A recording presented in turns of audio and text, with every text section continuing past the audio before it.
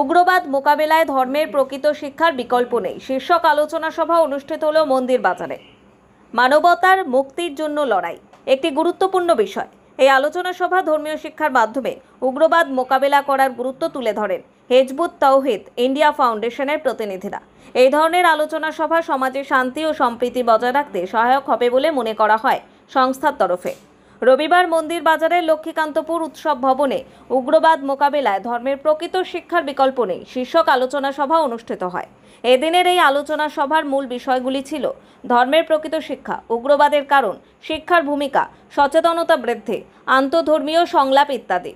বিভিন্ন ধর্মাবলম্বীদের মধ্যে সংলাপ ও পারস্পরিক বোঝাপড়া বৃদ্ধির মাধ্যমে সমাজে সম্প্রীতি ও শান্তি স্থাপন করা যাবে। এই আলোচনা সভা উগ্রবাদ মোকাবেলায় ধর্মের সঠিক শিক্ষার গুরুত্বকে তুলে ধরবে এবং সমাজের শান্তি ও স্থিতিশীলতা রক্ষায় সহায়ক হবে বলে জানান উপস্থিত বিশিষ্টজনেরা। এদিনের এই উগ্রবাদ মোকাবেলায় ধর্মের প্রকৃত শিক্ষার বিকল্প নেই শীর্ষক আলোচনা সভায় উপস্থিত ছিলেন প্রধান অতিথি কাজী আব্দুল হক, সভাপতি হেজবুত তৌহিদ ইন্ডিয়া ফাউন্ডেশন, এবং আবুল খায়েক মল্লিক, সভাপতি দক্ষিণ 24 পরগনা জেলা। সংগঠনের অন্যান্য কর্মকর্তা সুবক্তগিন বিশ্বাস, নজরুল ইসলাম, আলী হায়দার পাইক প্রমুখ। হেজবুত তৌহিদ ইন্ডিয়া ফাউন্ডেশনের সভাপতি কাজী আব্দুল হক জানান, আমার নাম কাজী আব্দুল হক, আমি হেজবুত তৌহিদ ইন্ডিয়া ফাউন্ডেশনের প্রেসিডেন্ট। আমাদের এই হেজবুত তৌহিদ ইন্ডিয়া ফাউন্ডেশনের মূল উদ্দেশ্য হচ্ছে যে সকল ধর্মের মর্মকথা সবার ঊর্ধ্বে মানবতা। যেখানে মানবতা নেই সেখানে কোনো ধর্ম নেই। সমস্ত উগ্রবাদের মোকাবেলায় ধর্মীয় প্রকৃত শিক্ষার বিকল্প নেই। আমাদের এই টপিকের উপর আমরা মানুষের সঙ্গে আলোচনা করি, জনসচেতনমূলক কাজ করি।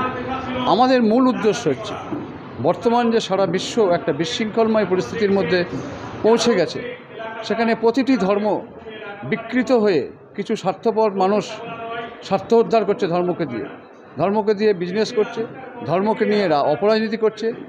এই সমস্ত বার্তা আমরা সাধারণ মানুষের কাছে পৌঁছাতে চাইছি যে মানুষ ধর্মের সম্পর্কে প্রকৃত সত্যকে জানুক এবং এক স্রষ্টার বিধানকে মেনে নিয়ে মানুষ যদি ঐক্যবদ্ধ হয় তাহলে সারা বিশ্বে আবার শান্তি ফিরে আসবে।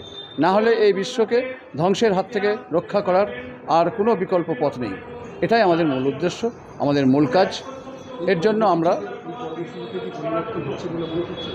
মনে করছি আমাদের বেশ কিছু সংখ্যা এখানে বাড়ছে এবং যারা আমাদের সঙ্গে সম্পৃক্ত হচ্ছেন তাদের জীবন, তাদের আচার আচরণ অনেক পরিবর্তন দেখতে পাচ্ছি। হেজবুত তৌহিদ ইন্ডিয়া ফাউন্ডেশনের আয়োজনে এই সভায় প্রায় শতাধিক মানুষ অংশগ্রহণ করে। হেজবুত তৌহিদের প্রধান পরিচালক হোসাইন মোহাম্মদ সেলিম বাংলাদেশ থেকে এই সভায় ভিডিও কলে ভাষণ দেন। তিনি ইসলামের নামে অপরাজিত ও সাম্প্রদায়িক বিদ্বেষ সম্পর্কে আলোকপাত করেন। ব্যুরো রিপোর্ট, নিউজ দিগন্ত বার্তা।